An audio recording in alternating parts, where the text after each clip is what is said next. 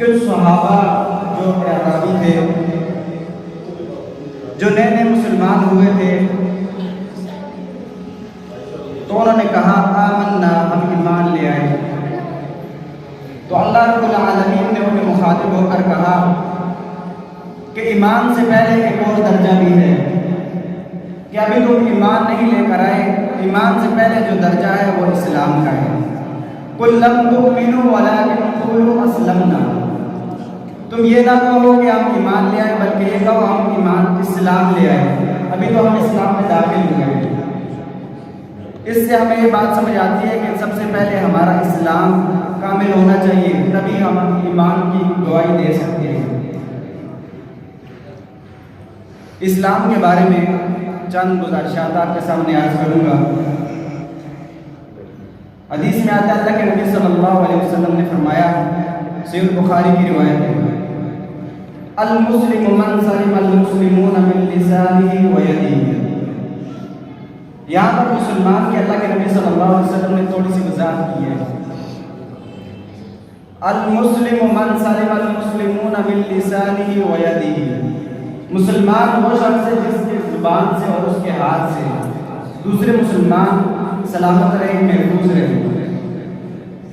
یعنی وہ بندہ اس وقت تک مسلمان نہیں ہو سکتا جب تک اس کی زبان سے اور اس کے ہاتھوں سے دوسرے مسلمان امن میں نہیں ہوتے، یعنی اس کے پڑوسی، اس کے ساتھ رہنے والے اس کی چغلیوں سے، اس کی غیبتوں سے مسلمان نہیں رہے، سلامت نہیں رہیں گے، تب تک وہ بندہ مسلمان نہیں ہو سکتا۔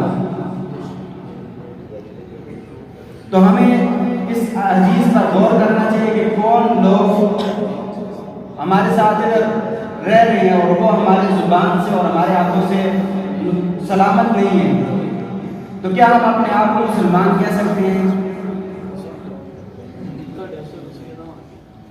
دوسری حدیث، اللہ کے نبی صلی اللہ علیہ وسلم نے فرمایا، جو شخص مجھے اپنی دو چیزوں کی ضمانت دے گا، میں اسے جنت کی ضمانت دیتا ہوں۔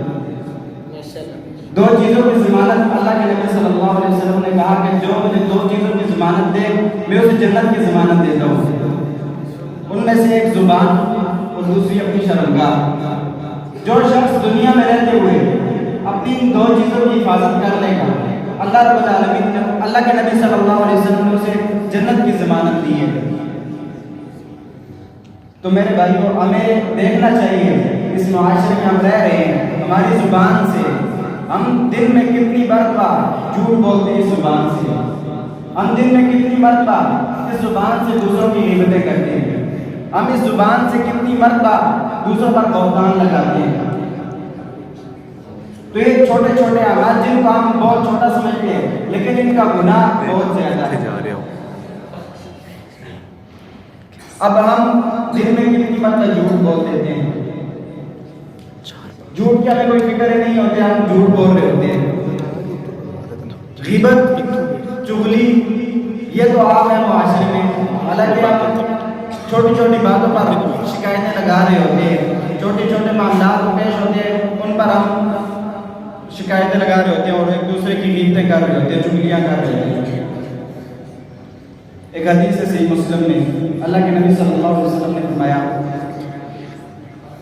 من ستر مسلما سترہ اللہ فی الدنیا والآخرہ، کہ جس شخص نے دنیا میں کسی کے عیبوں پر پردہ ڈالا، اس کے عیبوں کو دوسرے لوگوں پر بیان نہیں کیا، ستر اللہ فی الدنیا والآخرہ، دنیا میں اللہ رب العالمین اس کے عیبوں پر اور آخرت میں جب روز محشر ہوگا، اس کے والدین، اس کے اساتذہ، اس کے دوست احباب، جن کے سامنے وہ دنیا میں بہت تقویدار بن کر رہتا تھا، تو قیامت والے دن اگر وہ دنیا میں کسی کے عیبوں پر پردہ نہیں ڈالتا تو اللہ رب العالمین اس کے عیبوں کو بھی ان کے سامنے کھول کر رکھ دے گا۔ تو ہمیں چاہیے آپ زبان سے دوسروں کو محفوظ رکھے، اپنے ہاتھوں سے دوسروں کو محفوظ رکھے۔ اللہ رب العالمین سے دعا ہے ہمیں ان باتوں پر عمل کرنے کی توفیق عطا فرمائے۔